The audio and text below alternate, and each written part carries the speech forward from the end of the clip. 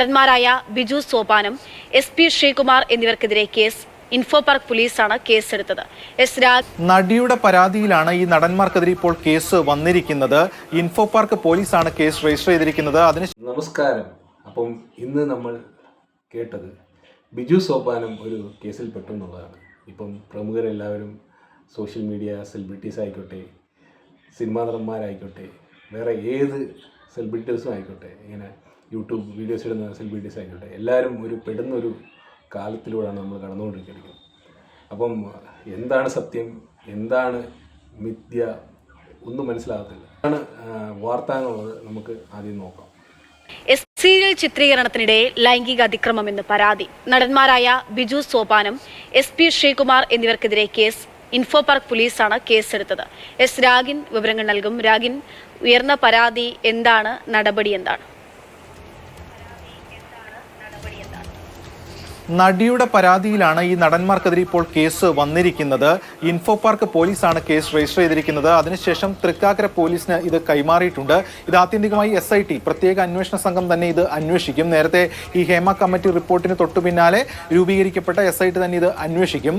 ഈ സീരിയലിന്റെ ചിത്രീകരണം നടക്കുന്ന ഘട്ടത്തിൽ ലൈംഗിക അതിക്രമം നടന്നു എന്നതാണ് ഈ നടി പ്രധാനമായും പരാതിയായി നൽകിയിട്ടുള്ളത്.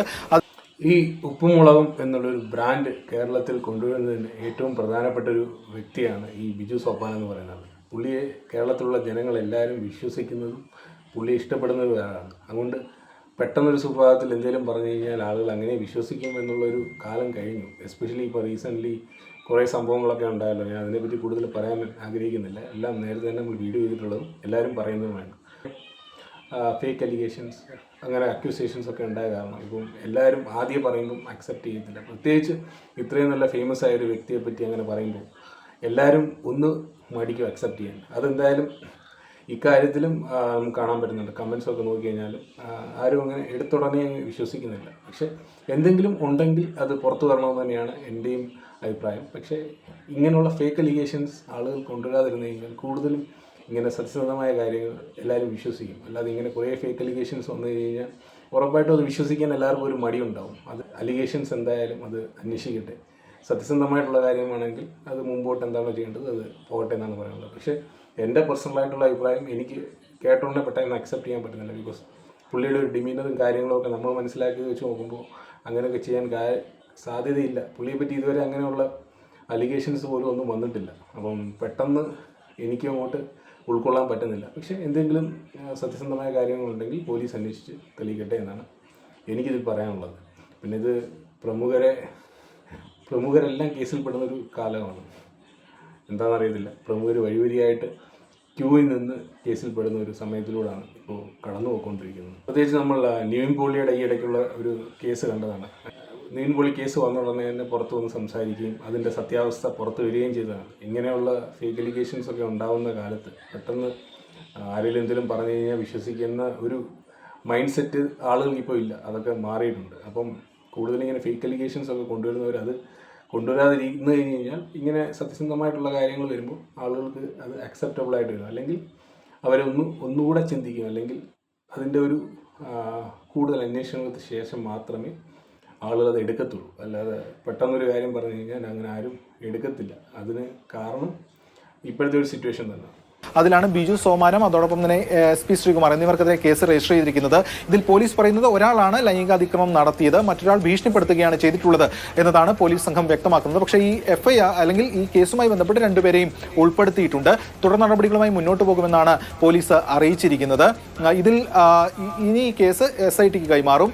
നേരത്തെ SIT ഹൈക്കോടതിയിൽ തന്നെ നൽകിയത് 33ഓളം കേസുകളാണ് ഇതുവരെ രജിസ്റ്റർ ചെയ്യപ്പെട്ടിട്ടുള്ളത് ഇത്തരത്തിലുള്ള പരാതികളുടെ അടിസ്ഥാനത്തിൽ എന്നതാണ്. എന്തായാലും കൂടുതൽ കേസുകൾ വരുന്നു എന്നത് തന്നെയാണ് ഇതിൽ ഗൗരവകരമായി അല്ലെങ്കിൽ ഏറ്റവും പ്രധാനമായും ചിന്തിക്കേണ്ട ഒരു വിഷയം. ഈ സെറ്റിൽ തന്നെ ഇത്തരത്തിൽ ലൈംഗിക അതിക്രമം നടന്നു എന്നതാണ് നടി പ്രധാനമായും പരാതിയായി നൽകിയിട്ടുള്ളത്. അത് വളരെ ഗൗരവതരം തന്നെയാണ്. എന്തായാലും ഇതിൽ തുടർ നടപടികൾ ഉണ്ടാകുമെന്നാണ് പോലീസ്. വർഷങ്ങൾക്ക് മുൻപ് നടന്നതാണോ? അതിന്റെ ഒരു സമയം, അത്തരത്തിലുള്ള കാര്യങ്ങൾ പറയാനാകുമോ? സമീപകാലത്ത് തന്നെ നടന്ന സംഭവമാണ് എന്നതാണ് ഇപ്പോൾ പോലീസിൽ നിന്ന് നമുക്ക് മനസ്സിലാക്കാൻ കഴിയുന്നത്. ഇതിന്റെ അടിസ്ഥാനത്തിലാണ് ഈ പ്രമുഖ നടി ഇത്തരത്തിലൊരു പരാതി നൽകിയത്. ഈ പരാതിയുടെ അടിസ്ഥാനത്തിലാണ് ഇപ്പോൾ കേസ് രജിസ്റ്റർ ചെയ്യപ്പെട്ടിരിക്കുന്നത്, FIR രജിസ്റ്റർ ചെയ്യപ്പെട്ടിരിക്കുന്നത്. പോലീസ് പറയുന്നത് പ്രധാനമായും നമുക്ക് മനസ്സിലാക്കാൻ കഴിയുന്നത് ബിജു സോപാനത്തിനെതിരെയാണ്, അതോടൊപ്പം തന്നെ ഭീഷണിപ്പെടുത്തി SP ശ്രീകുമാർ എന്നതാണ് നമുക്ക് പോലീസിൽ നിന്ന് കിട്ടുന്ന പ്രാഥമിക വിവരം. എന്തായാലും ഈ രണ്ടു പേർക്കെതിരെയും കേസെടുത്തിട്ടുണ്ട് എന്നതാണ് ഇപ്പോൾ പോലീസ് വ്യക്തമാക്കുന്നത്. എന്തായാലും ബിജു സോപാനം മാത്രമല്ല, അതിനകത്ത് തന്നെ അഭിനയിക്കുന്ന വേറൊരു ഉപ്പുമുളയിൽ തന്നെ അഭിനയിച്ചുകൊണ്ടിരുന്ന ശ്രീകുമാർ എന്ന് പറഞ്ഞൊരു വ്യക്തിയും ഈ കേസിൽ ഉണ്ട് എന്നാണ് കേൾക്കുന്നത്. ബിജു സോപ്പാനും ശ്രീകുമാറും ഒരാൾ അതിനകത്ത് പീഡിപ്പിച്ചിട്ടില്ല, ഭീഷണിപ്പെടുത്തി എന്നുള്ള രീതിയിലാണ് പറയുന്നത്. എന്തായാലും രണ്ടുപേർക്കും എതിരെയാണ് കേസ് വന്നിട്ടുള്ളത്. ഇതുവരെ ഉപ്പുമുളകിൻ്റെ സെറ്റിലായാലും വേറെ ഏത് സെറ്റിലായാലും ബിജു സോപ്പാനത്തെ പറ്റിയോ ശ്രീകുമാറിനെ പറ്റിയോ അങ്ങനെ ഒരു വേണ്ടാത്ത രീതിയിലുള്ള അലിഗേഷൻസ് ഇതുവരെ ഉണ്ടായിട്ടില്ല. എല്ലാവരും ഇതിനെപ്പറ്റി കൂടുതൽ അറിഞ്ഞതിന് ശേഷം ശരിയാണോ തെറ്റാണോ എന്ന് മനസ്സിലാക്കിയതിന് ശേഷം അത് കൂടുതൽ മനസ്സിലേക്ക് എടുക്കുന്നതായിരിക്കും നല്ലത്. കാരണം ഒരാളെ ഫ്രെയിം ചെയ്യാൻ ഇക്കാലത്ത് വളരെ എളുപ്പമാണ്. ആർക്ക് ആരെ വേണേലും എന്തും പറയാം. അങ്ങനെ ഉള്ളതുകൊണ്ട് ഒരു സാഹചര്യം ഉള്ളത് കൊണ്ടുകൂടി അപ്പം കൂടുതൽ കാര്യങ്ങൾ മനസ്സിലാക്കിയിട്ട് മാത്രമേ നമ്മളുടേതായ ഒരു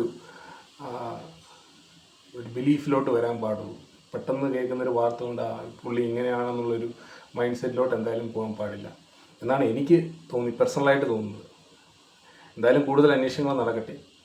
ഇതിലെന്താണ് നിങ്ങൾക്ക് പറയാനുള്ളതെന്ന് താഴെ കമൻറ്റ് ചെയ്യുക. വീണ്ടും ഒരു വീഡിയോ കാണുന്നവരെ ഗുഡ് ബൈ.